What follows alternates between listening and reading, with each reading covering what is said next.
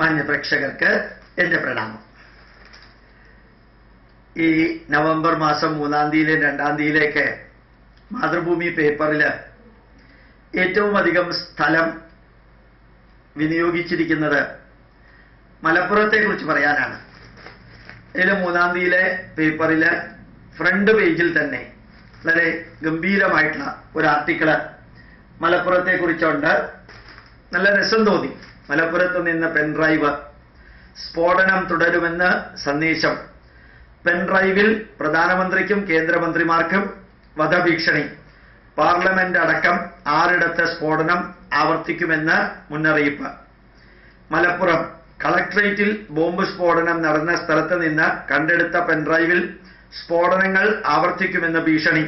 സംഭവസ്ഥലം സന്ദർശിച്ച ശേഷം തൃശൂർ മേഖല IGMR അജിത് കുമാറാണ് ഇക്കാര്യം വ്യക്തമാക്കിയത്. ദ ബേസ് മൂവ്മെന്റ് എന്ന സംഘത്തിന്റെ പേരിലാണ് പെൻഡ്രൈവ് സ്ഫോടനം നടത്തുമെന്ന് പറയുന്ന സ്ഥലങ്ങളെ കുറിച്ചും പെൻഡ്രൈവിൽ സൂചനയുണ്ട്. എന്നാൽ സ്ഥലങ്ങൾ വെളിപ്പെടുത്താൻ IG തയ്യാറായില്ല. അതേസമയം പാർലമെന്റ്, ചെങ്കോട്ട തുടങ്ങി രാജ്യത്തെ 6 സുപ്രധാന സ്ഥലങ്ങളാണ് പെൻഡ്രൈവിൽ പറയുന്നതെന്നാണ് സൂചന. പ്രധാനമന്ത്രി നരേന്ദ്രമോദി, കേന്ദ്രമന്ത്രിമാര് എന്നിവരെ വധിക്കുമെന്ന് ഭീഷണിയും ഉള്ളതായി അറിയുന്നു. ഓരോരുത്തരുടെയും ചിത്രത്തിനൊപ്പമാണ് വധഭീഷണി. എന്നാൽ അന്വേഷണോദ്യോഗസ്ഥർ ഇക്കാര്യങ്ങൾ സ്ഥിരീകരിച്ചിട്ടില്ല.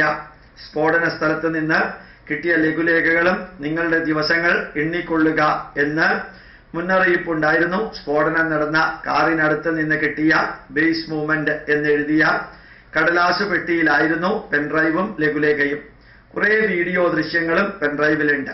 മുൻപ് സമാന സ്ഫോടനങ്ങൾ നടന്ന കൊല്ലം, മൈസൂര് തമിഴ്നാട്, വെല്ലൂർ ആന്ധ്രാപ്രദേശിലെ ചിറ്റൂര് എന്നീ സ്ഥലങ്ങളെ സൂചിപ്പിക്കുന്നതാണ് ദൃശ്യങ്ങളെന്ന് IG പറഞ്ഞു. സംഭവ സ്ഥലത്ത് നിന്ന് കിട്ടിയ തെളിവുകളുടെ അടിസ്ഥാനത്തിൽ 5 സ്ഫോടനങ്ങൾക്ക് പിന്നിലും ഒരേ ഗ്രൂപ്പാണെന്നാണ് പ്രാഥമിക നിഗമനം. സ്ഫോടനങ്ങൾ ആവർത്തിക്കാതിരിക്കാൻ പൊതുസ്ഥലങ്ങളിൽ സുരക്ഷാ ക്രമീകരണങ്ങൾ ഒരുക്കുമെന്നും IG പറഞ്ഞു. സ്ഫോടനത്തിന്റെ പശ്ചാത്തലത്തിൽ കളക്ട്രേറ്റ് പരിസരത്ത് സുരക്ഷ ശക്തമാക്കാൻ കളക്ടർ A ഷൈനി മോളുടെ അധ്യക്ഷതയിൽ യോഗം തീരുമാനിച്ചു എന്നുകൂടി ഒരു വാർത്തയുണ്ട്.